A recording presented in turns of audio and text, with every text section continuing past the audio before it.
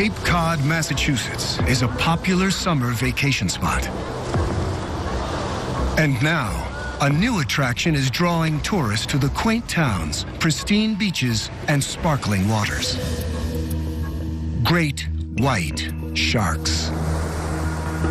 Even though the 1974 blockbuster, Jaws, was filmed in the waters off Cape Cod, these predators were only rarely seen in the area.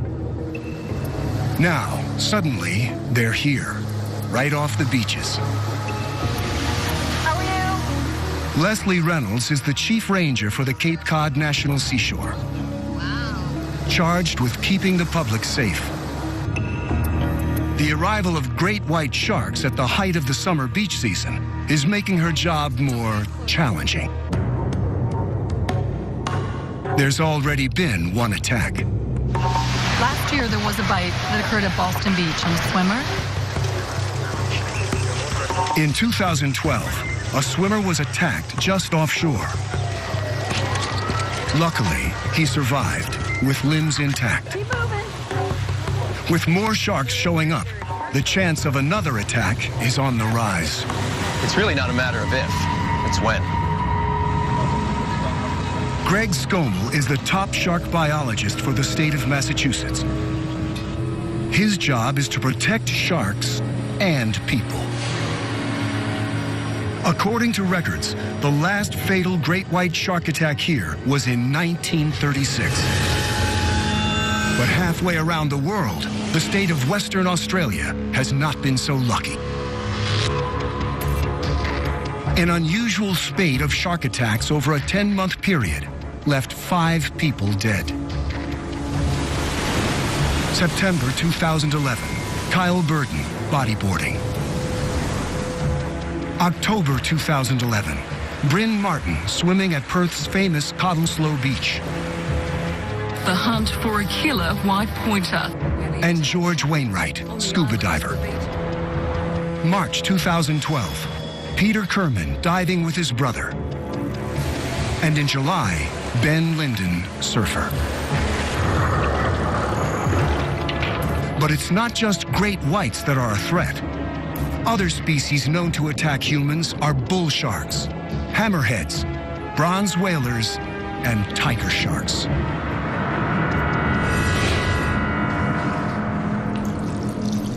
You don't feel the teeth. You don't feel anything. Bit of pressure, like surgeon steel. David Pickering was a snorkeling tour guide on the reefs of Australia's west coast. There was 3 kids with me at the time. I said, guys, I've got a bad feeling, stick together. And I spun around, and I remember this mouth was probably about 2 feet from me. The tail sort of kicked out once, and it was on me. I put a hand out like that, and actually cut 13 tendons and all 3 nerves. After you've been bitten, the first thing on your mind is it coming back for me? Or someone else? Thank God I got bitten and not one of the kids, because I couldn't live with that. I can't go out in the water now without thinking about it. I can't shake that feeling. Yeah. Nervous. Anxious.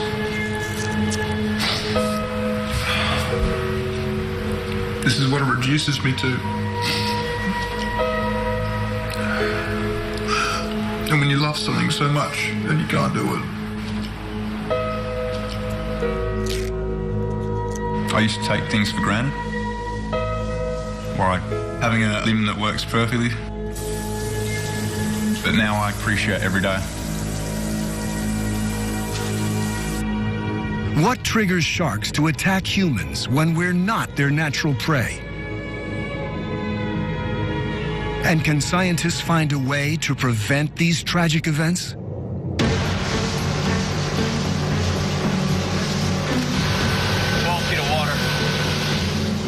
Off the coast of Massachusetts, Greg Scommel says great whites are appearing in waters where for hundreds of years they've almost never been seen. For Scommel, It's a new opportunity to study animals in the western North Atlantic whose behavior is virtually unknown. And if he can track and monitor their movements, he may be able to lessen the risk to swimmers. The white shark is probably the most charismatic fish in the ocean. White sharks can weigh in excess of 4,000 or 5,000 pounds, get in excess of 20 feet long. So that's a very big fish. We know that these sharks can live up to 50 years. Great whites are found in every ocean. Unlike most other sharks, they produce and store heat in their bodies, allowing them to tolerate colder temperatures. In an area where they were rarely seen, Scommel was surprised to sight and tag a great white shark off of Cape Cod in 2008.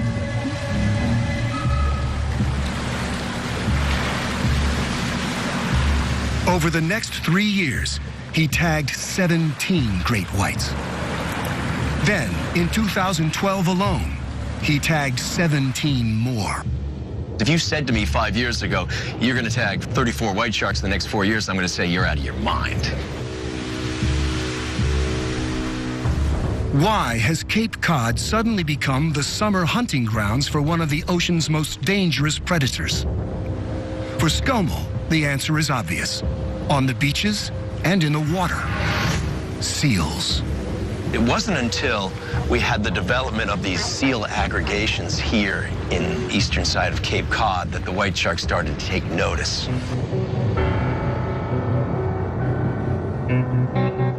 The growing number of great whites in the area seems tied to a population explosion among seals. We have several species of seals that occur here, but the two dominant ones are harbor seals and gray seals. The gray seal is a much bigger seal species. It's the one I believe that the white sharks are targeting. Seals, a rich fatty food source for great whites, once thrived along the northeastern coast of North America. But it's believed they were killed in the hundreds of thousands for their fur, meat, and blubber. By the end of the 17th century, Native Americans, early settlers, bounty programs basically had wiped out the breeding colonies. And we think that the population had been actually diminished down to something along the lines of 10,000 animals or less. In 1972, the U.S. government instituted the Marine Mammal Protection Act, prohibiting seal hunting. 4 decades later, seal populations are recovering and recolonizing old breeding grounds.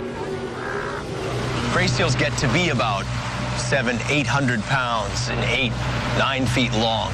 They're big animals, they're big targets, big thick blubber layer on them. And now we know that there's over 300,000 seals off Canada alone and tens of thousands off the coast of the United States. It's really ideal habitat for them. But in them coming here, in essence, they've opened the cafe for white sharks. You've got the perfect zone for white sharks to come in and consume these animals on a routine basis. And that's precisely what we've been seeing over the last decade, as the cafe emits some kind of delicious odor, I'm sure, that goes out miles into the Great South Channel. And once the sharks come in and figure it out, we've actually had animals come back each year. For the seals, or anyone swimming near them, these are potentially dangerous waters. We're just asking that you stay closer to shore, not swim near seals. Keep your feet on the ground.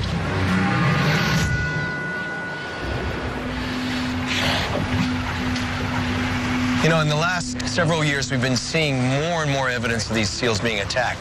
Bites on seals, dead seals, wounds that can really only be created by one species of fish, you know, the white shark.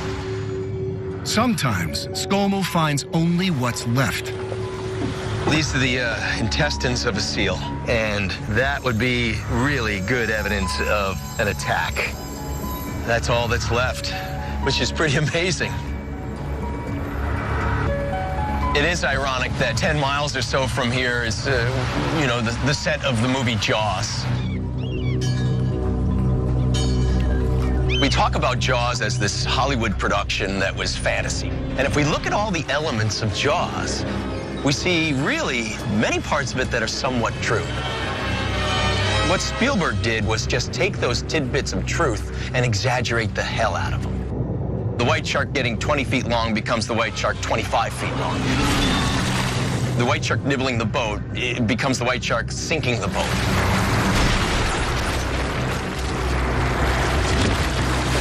The white shark biting people to the white shark becoming a ravenous predator desiring human flesh.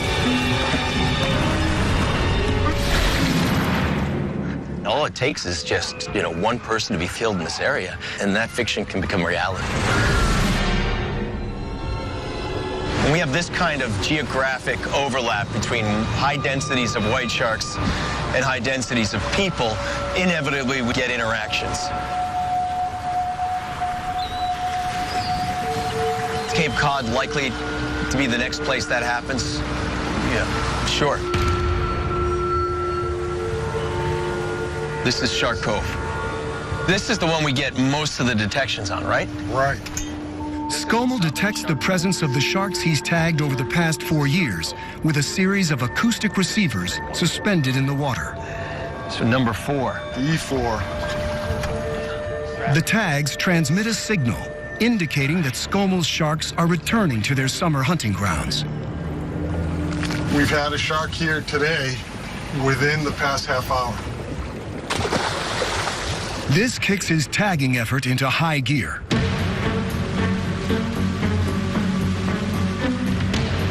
He uses a specially outfitted boat to sneak up on and tag more sharks.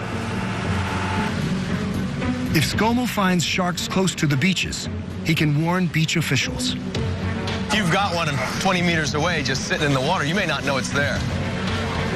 Despite the great white's massive size, a spotter plane is the best way to find untagged sharks in the murky green water off the Cape.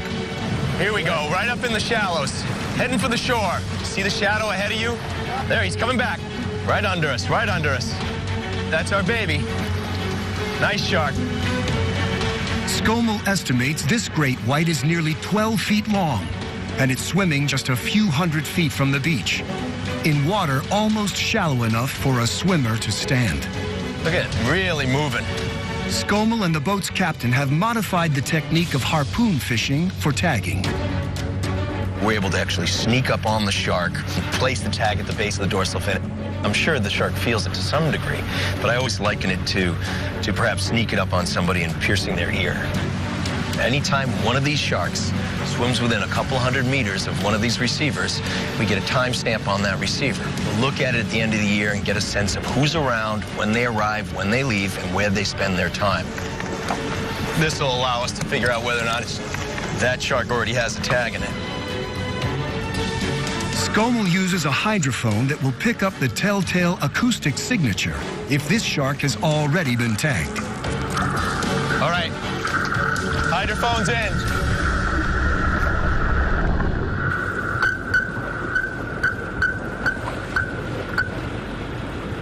Yeah, 32307, tagged it last year. He wants to know how age and sex might determine the shark's movements and how they're linked to where and what they hunt. We've been able to sex only about half of the sharks we've tagged because we have great difficulty sexing them unless we can look underneath them. We need to tag more fish and have a better sense of what the boys and girls are doing. I'd rather be chasing a shark than not. Beautiful. You see it, the shadow? He's turning, right under us. Even this close, it's impossible to determine the sex. A remote camera offers a solution. If I can get that pole cam in? I say whatever we can get. I say whatever we can get on this fish.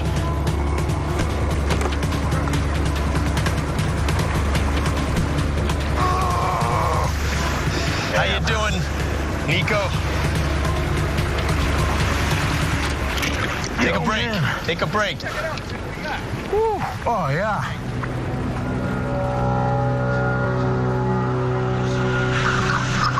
this other shot right here. There you go. Those are definitely claspers. 100%. See them right there? Claspers are large, long external organs that male sharks use to mate. So it's a male. This is great.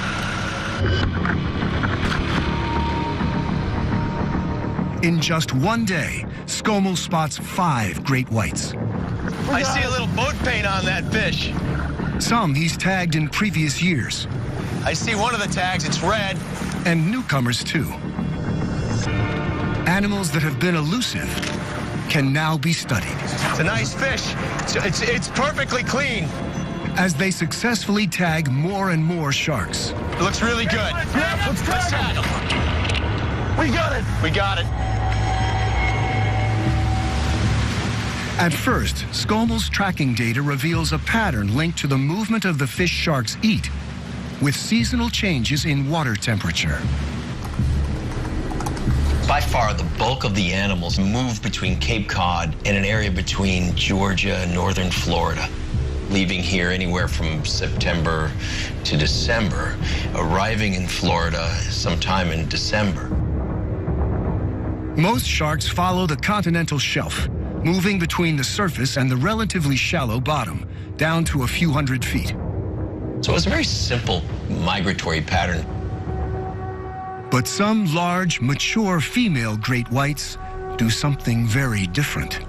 You know, not stay on the shelf, not go to Florida, go out into the central part of the Atlantic and start doing deep diving behavior. Every day to depths as great as 800 meters, over 2,500 feet. Very, very, very different from what we were seeing the other sharks do. It begs the question, why? What are you doing? What are you doing down there? This different pattern for female great whites is seen in the Pacific Ocean too. What's the big difference? Well, perhaps they're pregnant. Is it possible that they go there to give birth? I'm not likely to find out anytime too soon, and all we can really do is hypothesize that there's some sort of opportunity, usually driven by reproduction or feeding. With every new shark tagged, Skomel learns more.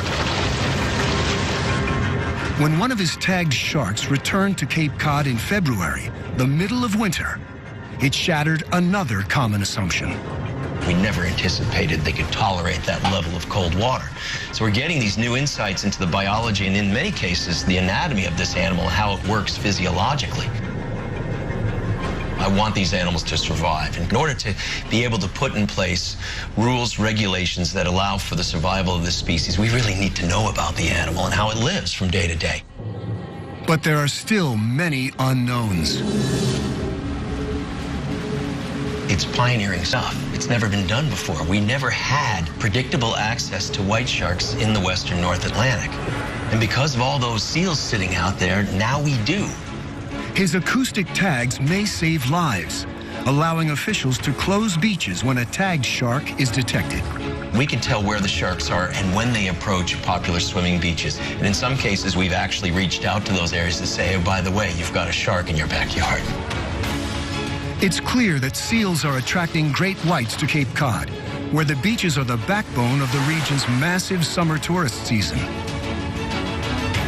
A fatal attack could mean beach closures and pit those charged with public safety against those whose livelihoods depend on the crowds. So far, here, sharks have become part of the landscape. They even hold shark fishing tournaments, which are controversial because fishing for sharks like these makos for sport, food, and the shark fin soup trade is devastating shark populations. But they do offer scientists like Skomel an opportunity to examine and take samples from specimens that were swimming in the wild just hours before. 200.8. The more we learn about sharks, the more we realize how critically important they are to the marine ecosystem. They fill a role of apex predator. They control, in essence, the balance of the ecosystem. So we really have to be very careful when we exploit sharks.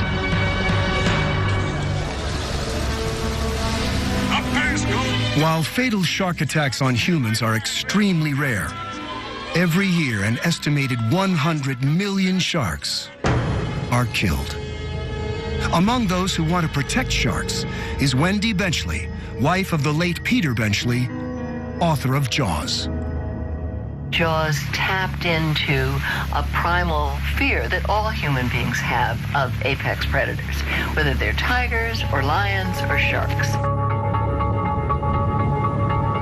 Fatal shark attacks around the world are very, very rare, but when one does happen, justifiably so, communities are very upset.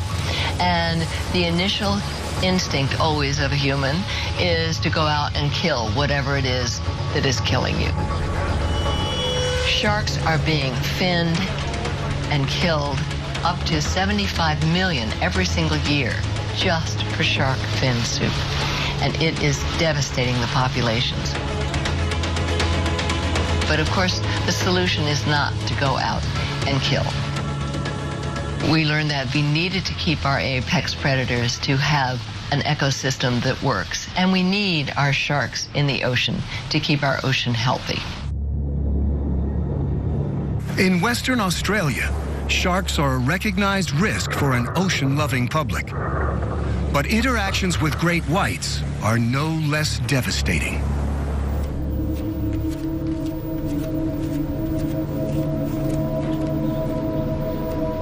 There's not a day that I haven't thought about it. Elise Frankham was a snorkeling guide for tourists wanting to swim with dolphins. I was diving under the water and came up for a breath, and that's when I just felt this almighty whack. The impact was just like getting slammed by a train. I remember getting pushed out of the water. I looked down and that's when I knew what had happened. And my first reaction was punch it, push it away. The shark swam off and I started sinking. I was unconscious. I remember taking my first breath. As soon as they got me on the boat, that's when the pain kicked in. Very, very intense pain. The shark cut right through my leg, right down to the bone. About 70 stitches on that side and 130 or something on that side. I had a shark tooth pulled out of my bone. I had to learn how to walk again. My mind is starting to play games on me now. I'm starting to dream about sharks a lot more. The longer I stay out of the ocean, the more scared I get.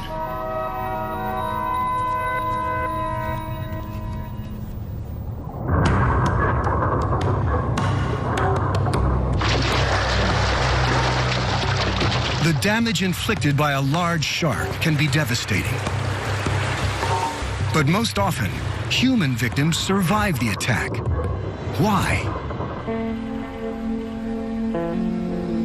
Steve Husky is a functional morphologist, specializing in understanding how animals are built and behave to capture prey. He's studying the case of Robert Gum, who, in 2011, was surfing with friends off the Oregon coast. A great white attacked, slicing this chunk out of his surfboard. Then it disappeared. Gum escaped without injury. Was this a test bite or a full-on attack that was aborted? My curiosity's piqued because I want to know exactly what happened here. What does it take to cause that kind of damage to a surfboard? Hey, Chris. Hey, Steve. To find out, Husky and colleague Chris Byrne use a machine to measure the force when a shark's tooth penetrates a surfboard. This is the great white shark That's tooth. right. This is the perfect design for a tooth. Nice triangular shape. That point makes initial piercing, slices its way through with those razor-sharp edges. It looks horrible. It looks beautiful. Your machine is going to help us determine how much damage and how efficiently this tooth is able to go into that, correct? That's right, right into the surfboard. And so we'll have a way of determining the force that was required to puncture a tooth into the surfboard And determine pressure. We've got pressure right there. Right. So I'll bring it down just to where it's about to make contact. Perfect.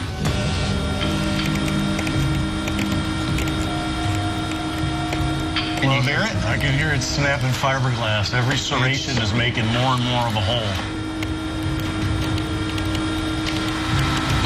It sounds excruciating. Just sawing right through. Let's take a look at the data. And look how it rises right up to 20 pounds before it even punctures. So that's our first puncture, is at 20 pounds. First puncture. 20 pounds of force isn't a lot, a fraction of how hard humans can bite. Shall I go ahead and test her? But focused at the tip of the shark's tooth, it translates into massive pressure.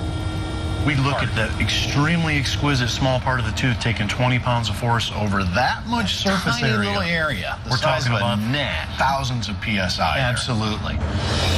A large great white can bite 20 times harder than a human, generating massive pressure on the tip and razor-sharp edges of the teeth, easily slicing into skin, blubber, and muscle like that of a whale or a surfboard. Goes deep. Husky's experiment shows that a shark's tooth is incredibly efficient at penetrating its target. What it reveals is that it doesn't take jack to bite through a surfboard. And what happened in the attack off the Oregon coast becomes more clear. That was no exploratory sample bite. I have complete faith that that attempt on that gentleman off the Oregon coast was a full attack. He was coming in for the kill, and then something changed his mind. In this case, it's got to be the fact that he bit something that wasn't soft, chewy, fleshy, and didn't taste bloody. Husky believes that sharks have a feedback loop. When they bite something, taste and touch tell them whether this is a meal or a mistake. Contact on bone is probably something that very quickly turns them away from whatever they're trying to chew on. They don't get that with a seal. We're talking inches of blubber. That's an entirely different motivation and sensation than is something like a scrawny human bone. In the event where somebody survives it, they were rejected. They weren't good enough to be shark bait.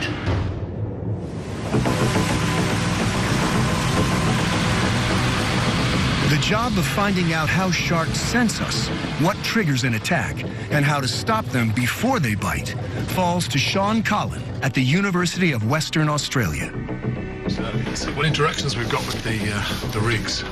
One of the basic questions we're really interested in is determining why a shark attacks prey versus a human. You know, what are the sensory cues it uses to make that decision? Turns on his axis. He's short and he's gone. Collin's work delves deep into shark biology to explore what sharks see, hear, smell, and sense in ways we're just beginning to understand.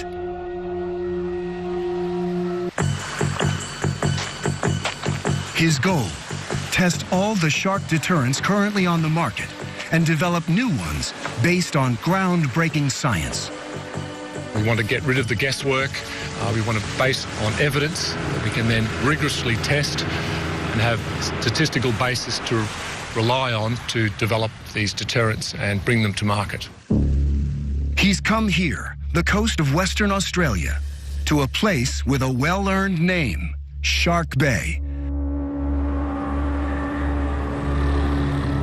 To test shark deterrence based on years of research into the sensory systems of sharks. Sharks are a major part of the marine ecosystem. They've been around for over 400 million years. They balance the ecosystem. They're sensory machines which are sampling their environment continuously. Sharks have senses like us: sight, smell, hearing, and touch. But they have other extraordinary senses beyond our own. They can detect weak electrical fields, the Earth's magnetic field, and minute changes in water pressure caused by passing prey. Collin's laboratory research focuses on shark vision, especially in the creature that haunts our Jaws-inspired nightmares, the great white.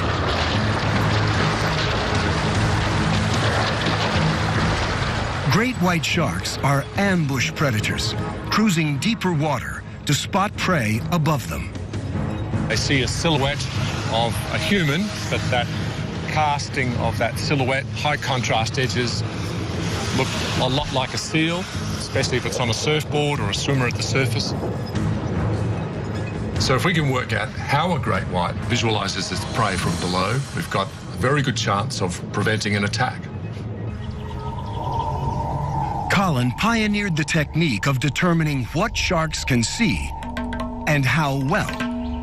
For the first time, deconstructing how the great white targets its prey. We've got a great white eye, from an individual about 2.5 metres long. The structure of shark eyes is similar to our own. With surgical precision, Colin removes the retina from the shark's eye, a thin, transparent hemisphere of tissue containing light-sensitive cells called photoreceptors, and ganglion cells that transmit information to the brain. A bit like peeling an orange. The more tightly the photoreceptors are packed within the retina, the sharper the image. Look at that. That's the retina.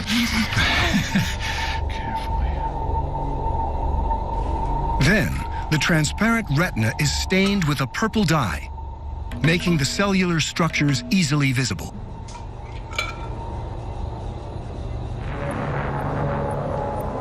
Counting thousands of minute photoreceptive cells is a daunting task, made possible with a computer-controlled microscope.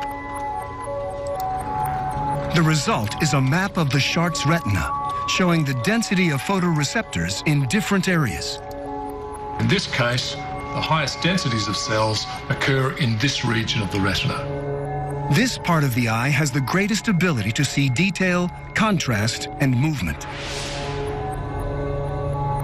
That means that in the great white's field of view, their sharpest vision is of objects above them.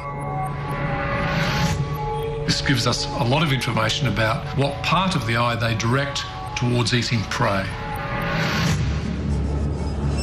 Great white sharks rely on vision to target their prey. But other species rely more on their ability to sense electrical fields or their sense of smell. How can we tell which senses are of greatest importance for different species? Kara Yopak, a member of Colin's research team, gets inside the shark's head, literally, to find out.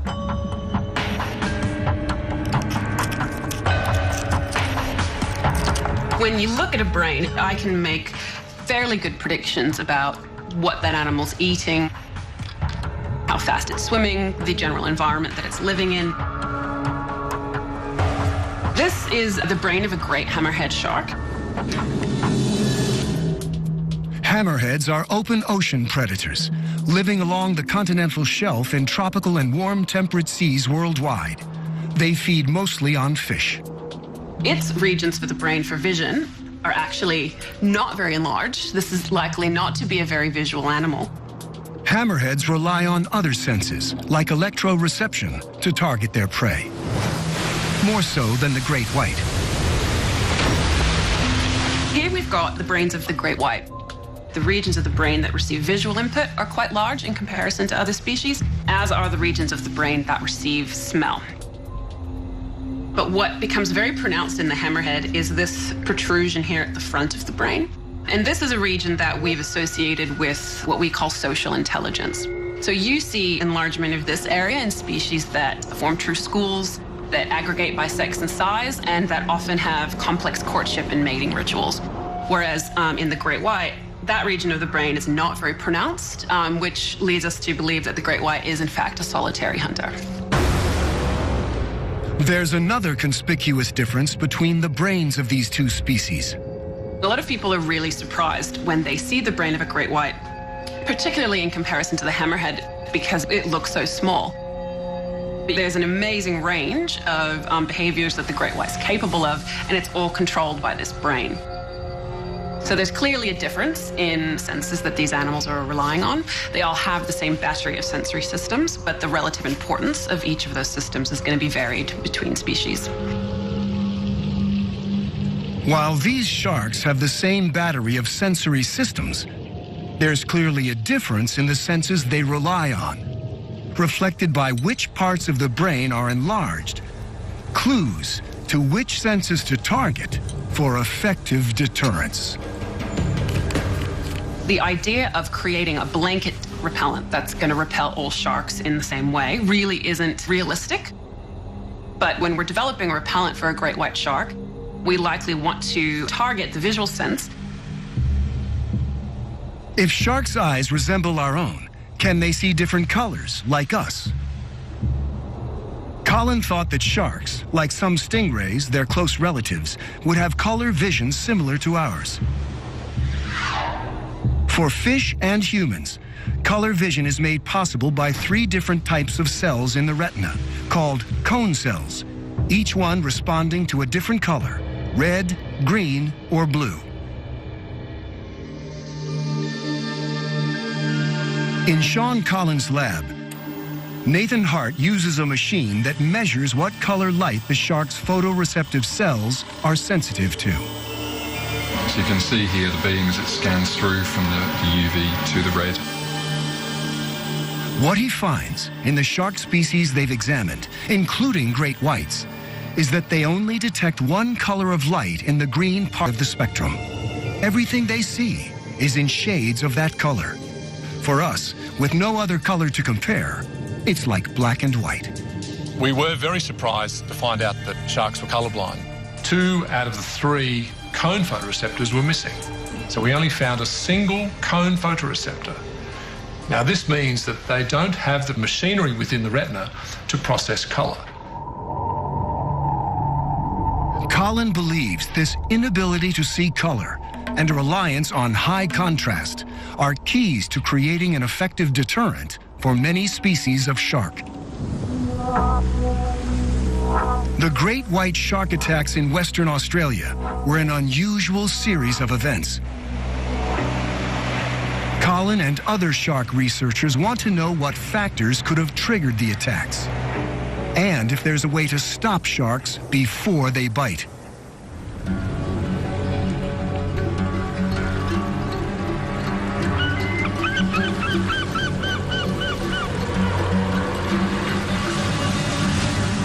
Sean Collin is here in Shark Bay, Western Australia, to test shark deterrents that are already available to the public, and new ones he and his team are developing. We worked on lots of smaller sharks in our laboratory tanks at the university, but we've got to make that progression from the lab to the wild. These metal frames are designed to hold a bait canister to attract sharks, along with the shark deterrent to be tested and a pair of cameras. The idea of having 2 cameras is that we've got 2 different perspectives on the behavior of the sharks. Colin's team preps the first test with a device that emits an electric field, powerful enough to shock a human if the electrode is touched. This type of deterrent has a long electrode, which is this lead here, which extends for a couple of meters, typically behind a diver or the wearer. And once turned on, creates quite an extensive and fairly strong electric field around the device. This is the other type of commercially available electric device that we're going to be testing. It's an anklet-style device, again worn by divers or swimmers. Bait canisters are filled with a mixture of smelly, bloody ground fish. And the electro-repellent rigs are deployed. Each rig is anchored to the bottom and suspended in the water column by floats. They'll be left for 2 to 3 hours, enough time, they hope, for the bait to attract a shark. This is what happens when these rigs are deployed without deterrents. Bites that would inflict serious wounds. But which will be stronger, the scent of food or the electric deterrent? While the frequency of some electric fields seem to repel sharks, others attract them. So, which frequencies make animals into targets, and which might protect us?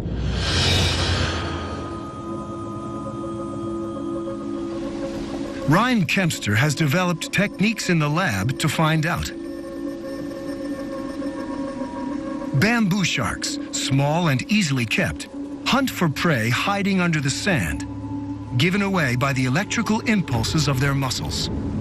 So we know that all organisms give off bioelectric fields, and these can essentially be measured. With every muscle movement, even the beating of a heart, an electric field is generated. The actual size of the organism itself determines how far that electric field extends in the water column. So, a larger animal is going to give off a larger electric field.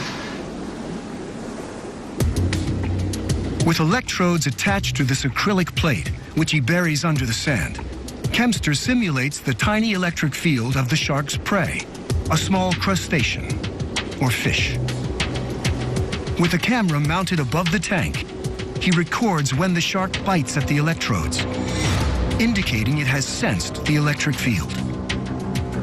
So just how sensitive is the bamboo shark's electroreception?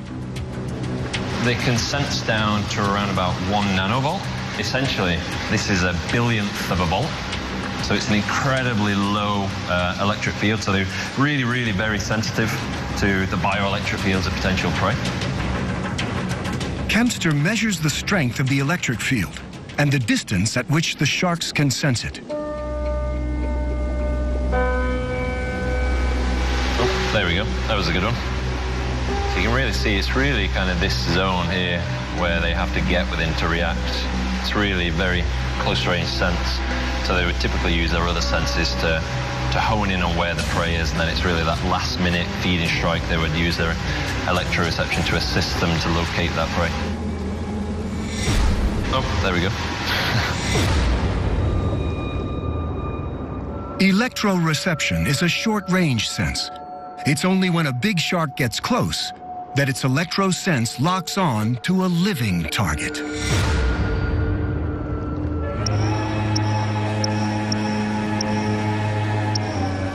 Electroreception can help sharks find prey, but it can also warn them of danger. Even these embryonic bamboo sharks can respond to an electric field that simulates the approach of a big fish. We can see the shark breathing away very rhythmically. Its tail is moving in the egg case to help flush oxygen around the egg. But then, as soon as we turn on that electric field, electrode on. It stops breathing, it stays really still, tail goes really still, and this is essentially the response to that electric field that's mimicking the predator in the water. Electrode on. Kempster has found the electric field that disturbs bamboo sharks. But is there a specific electric frequency that will turn large sharks away? He thinks that finding the right frequency of an electric field is crucial to deterring dangerous sharks like the bull, tiger, and great white. And this is really key to determining how to create an effective repellent in finding out exactly what that frequency is that they're most repelled by. Back on Shark Bay, the team tests other deterrents based on their research into shark vision. This one is a flashing light. They'll transfer the camera's footage to the computers to watch later. Here we go, Dave. Here's the cameras from rig 27. This is the strobe lights. Oh, brilliant. Let's see if we've had some luck this time.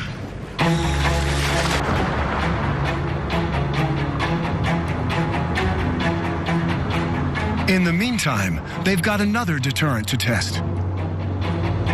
Scientifically designed patterns for wetsuits. This is designed to be camouflaged underwater, certainly to the visual system of a shark. Yep.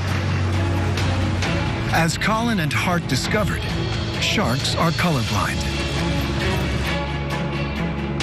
This material is designed to fade into the background as the light changes at different depths, each color tailored to what a shark's eye sees. So the idea is the shark just swims by and has trouble seeing it. That's right. A second design is very different. We've also got something which has been suggested for a number of years to be a good shark deterrent, and that's a pattern that mimics a sea snake's coloration. Sea snakes are highly venomous, and they advertise their toxicity with bold patterns that warn predators to stay away. Most sharks don't like eating things that are striped, such as a sea snake. It actually is a noxious animal to them. Colin thinks that many sharks naturally avoid stripes. Again, the team's research into what sharks can see is crucial to recreating the sea snake design in the right proportions. We had to actually work out the spacing of that pattern, the bars or the stripes, by our knowledge of the spatial resolving power or the resolution of the eye.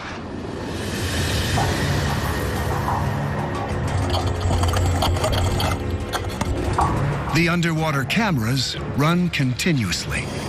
For the scientists, finding that instant when a shark approaches means scanning hours of footage. Finally, their patience is rewarded. Oh, that's cool. A bronze whaler, a shark known to attack humans, has found the bait. This test rig has the flashing light as a visual deterrent. That's nice, isn't it? He's got a little remora following him on his dorsal flank. The shark makes 5 passes at the bait, never getting too close, each time turning away. These sharks are opportunistic feeders, clearly interested in the bait, but the flashing light seems to keep this one at a distance. Certainly being deterred. Yeah. Well, we can probably analyse this in slow motion as well, so you can time when the light's on with how the shark reacts. Absolutely. Next up, video footage from the test rig with the anklet-style electrical deterrent.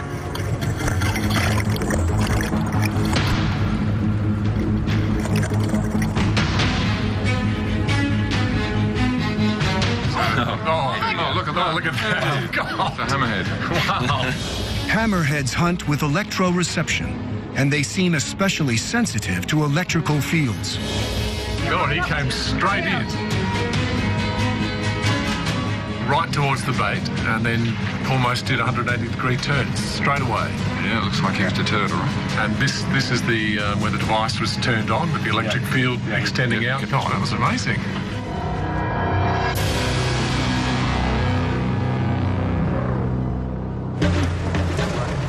Finally, the bold sea snake wetsuit design seems to turn another hammerhead on its tail.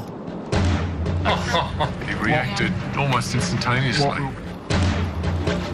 Did the same behaviour, but didn't get as close this time. It was deterred from a greater distance from the actual device. He's definitely keen on the bait. Their research seems to be paying off, but to test their ideas on the most dangerous sharks, they need to be in the right place at the right time. Despite the spate of attacks that have happened over the last year or so, it's still inherently hard to find large predatory sharks off our coastlines. For now, there is no one answer, no surefire way to protect humans from attack. We need more sharks interacting with our deterrents before we can really make any judgments about how effective they are. Halfway across the globe, on Cape Cod, Greg Scommel continues to tag and monitor great whites as they come close to the beaches where people swim. That is going to be one hell of a shot. Chief Ranger of the Cape Cod National Seashore, Leslie Reynolds, and head lifeguard, Keith McFarland, are on alert in a place where great whites are a new threat. People are intrigued by the white shark. They want to learn about them. They would actually like to see one from the beach. Researchers are going further than ever before to understand how sharks sense their world and hunt for prey. There's no holy grail that we can see in front of us yet. They're wild animals. They're hard to study, but we really do feel that we can deter them from our beaches. That's the goal that these scientists are racing to achieve, to better understand these powerful predators and try to save the lives of both humans and sharks.